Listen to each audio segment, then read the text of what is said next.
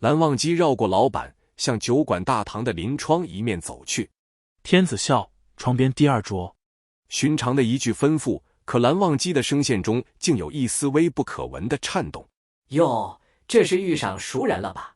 小老板心中嘀咕几句，忙不迭地去酒柜上找店里年头最长的天子笑。这位客人他可不敢怠慢。临窗风景大好，此处可览窗外街灯如昼，行人如织，众生百态之下热闹非凡。窗边第二桌相比周围的几张酒桌显得有几分空，只独坐了一个15、16岁的少年，一身紫衣，发带高束，手中还悠哉悠哉晃着一坛天子笑。街边正对着酒馆的一面设了个戏台子，唱的是地方戏，青衣小生咿咿呀呀，身段极佳，别有一番韵味。少年似是饮了酒，正在兴头上，也合着唱词摇头晃脑，全然没有注意身后有一人走近。魏婴。小少年悬在半空中的手猛地一滞，连带着坛子里的天子笑都晃了晃，闻声僵硬地转过头，看清来人后却皱起了眉头。蓝湛。来人可不就是蓝忘机的模样，可是蓝忘机什么时候背着他长这么高了？见蓝忘机向这边走来，小魏婴干笑一声，第一时间想将手中和桌上的几坛天子笑藏上一藏，可眼珠子滴溜一转，又毫不遮掩地满上了酒。蓝忘机来到桌边，瞥了眼桌上横七竖八的几个空坛子。小魏婴眯着眼瞅他，挑眉道：“你是蓝湛吗？怎么看着像，又不大像呢？”魏无羡自小酒量绝佳，今日情态看着却像是真有了几分醉意，双目微眯的模样像只溜出牢笼偷着腥的猫，酒足饭饱，心满意足打量着眼前不知从哪里冒出来的不速之客。蓝忘机一掀衣袍，在他身旁的位置落座，不遮不掩地与小少年对视，温声道：“我是。”小魏婴兀自一笑，脑袋歪了歪，奇道：“那你怎么不骂我了？”蓝忘机不解，低声应了一句：“尾音微微上扬，像只不锋利却磨人的钩子，在小醉猫的心口轻轻划过。酒杯在手中晃了晃，小魏婴突然抬高了声调，朗声道：“他们是不是派你来抓我回去？你看，我在喝酒呢，天子笑。我不仅自己喝，我喝不完，还得带回去给江城他们尝一尝。你们姑苏酒的滋味儿。不对啊，蓝湛，你今天怎么不说我荒唐？”蓝忘机哭笑不得，面上却仍是一派平静。喝了多少？小魏婴忽然伸出双臂，将桌上的一片狼藉拢入怀中，低下脑袋，认真地点着怀中酒坛子的数量。1、2、3。还没等数清楚，突然又身子前倾，凑到了蓝忘机面前。两人骤息间挨得极近，小魏婴身上浓醇的酒香和蓝忘机所带的清冷檀香味融于一处，一时难辨彼此。我就喝了，你想怎么我？先说好了，我今天不和你打架。小魏婴说完便笑起来，他可能是有点醉了，但又不傻，此刻自己手软脚麻，指不定站起来就得摔个大马趴，能打得过蓝忘机这个小古板吗？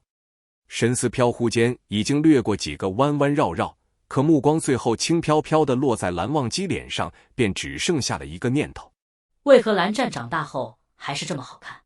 没等蓝忘机回答，店小二挂着白方巾，拖着木盘便迎了上来，口中笑道：“客官，您要的天子笑来了，您二位且慢用，有什么需要再吩咐就成。”小魏婴抱着酒坛子趴在桌上，目送那店小二的背影走出老远，慢慢扭过头，又凑近几分，压低了声音对蓝忘机道：“我没让他接着上酒，他一定是上错了桌。”蓝忘机没有退开，任他将酒气呼向自己，同时伸手护在了小魏婴凑过来的身子旁，似乎怕他坐姿太过清奇，一不小心从椅子上摔下去。“是我点的酒。”话音一落，小魏婴当真从椅子上身形一歪，稳稳栽在了蓝忘机怀中。小魏婴扯着蓝忘机的袖子，稳住了身子，从他怀中抬起头，鲜红的发带随之摇晃，眼睛瞪得滚圆，难以置信道：“蓝湛，你等等，你说什么？酒？你点的？天子笑？”声音止不住上扬，几乎要伸手捏一捏眼前这张脸，看看是不是旁人假冒的蓝忘机。蓝忘机一派习以为常地将人圈在怀中，颔首道：“是。”小少年使劲摇了摇脑袋，觉得愈发晕头昏脑，又用手在太阳穴狠狠按了按，却被蓝忘机握住了手，收到胸口，耳边迷迷糊糊响起这人低沉的嗓音：“别按。”哦，我觉得自己好像在做梦啊，竟然能梦到一个看我很顺眼的蓝湛。小魏婴索性低下头，将脸埋在了蓝忘机胸口，闷闷地笑起来。这个蓝湛真好说话，不辞辛苦跑出来抓我回去，看见我喝酒还不生气，哈哈哈哈哈，还自己买酒喝，不得了！蓝湛竟然和我一桌喝酒。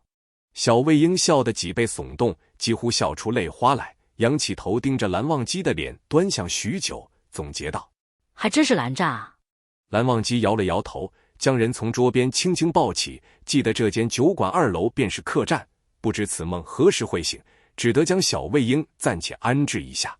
双脚离了地，小魏婴顺杆爬似的搂住了什么东西，眯着眼睛一瞧，哟，眼前这不是蓝湛的脸吗？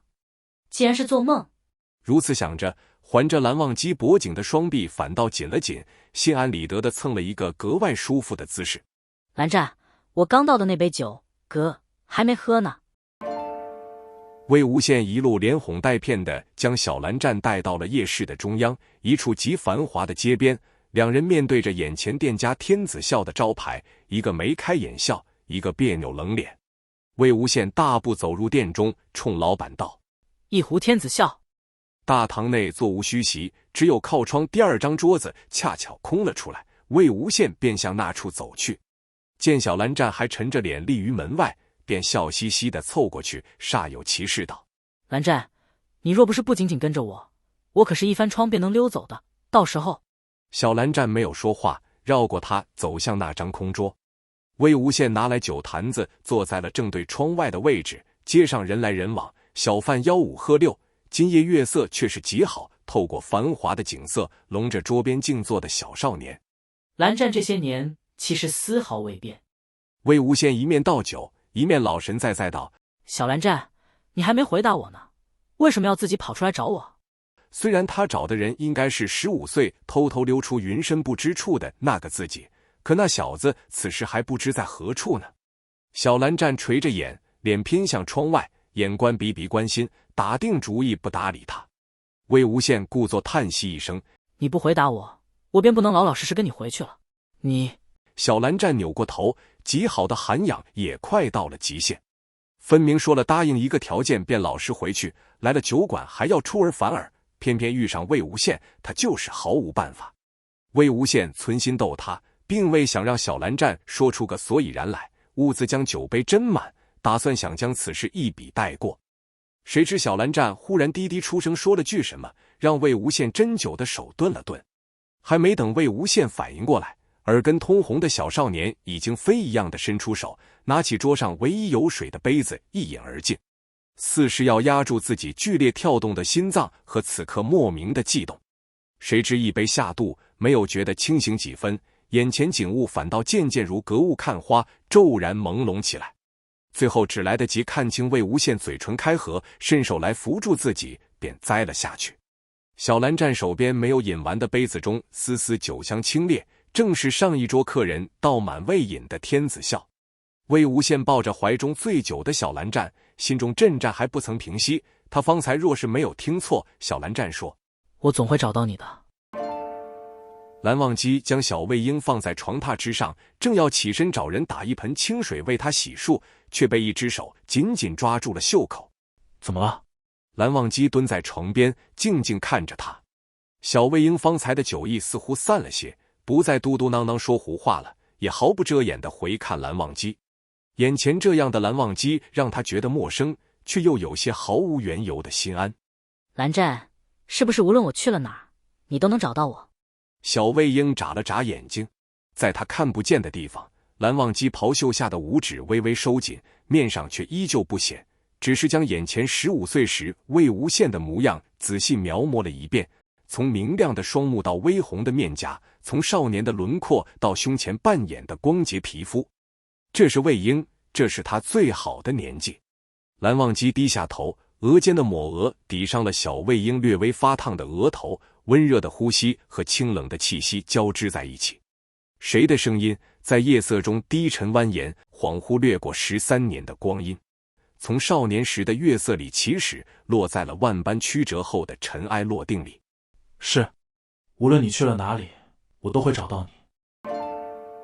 魏无羡悠悠转醒时已过40，略动了动，便知蓝忘机醒来已有片刻，只是手臂还被他压在颈下，故而没有动作。他不动声色地偏了偏身子，似是伸了个懒腰，忽然往蓝忘机身上稳稳一趴，两人眼相对，鼻相点，气息交缠。魏无羡眉眼弯弯，轻快道：“蓝湛，你怎么那么好？”蓝忘机只静静看他，环在他腰间的手缓缓收紧，仿佛怀中的人还是那个小小少年，被他护在身前，没有蹉跎岁月，没有任何人事能伤到他分毫。魏无羡心领神会，被环住的腰肢略沉了一分，跨在蓝忘机身侧的腿也放到了身下之人的两膝之间，轻巧地往上顶了一记。如愿以偿，感觉到蓝忘机的呼吸变得沉缓，魏无羡凑到了他微微泛红的耳廓边，呼出的气息一如梦中，温热缱绻。不如我们把昨日未做的事补上。与君相逢，正是韶华。如果你喜欢我分享的小说，请点击订阅频道，你们的观看是我剪辑影片的动力，感谢您。